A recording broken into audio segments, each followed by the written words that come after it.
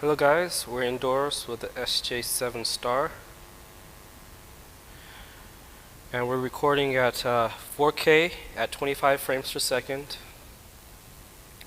We also have a Xiaomi or Xiao E2 camera, and that's also recording at 4K at 25 FPS.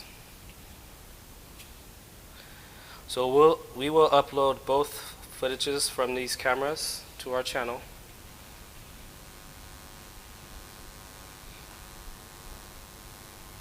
We just want to check the indoors, what it looks like. And we've already uploaded some footage of the daylight. We were out near the swimming pool.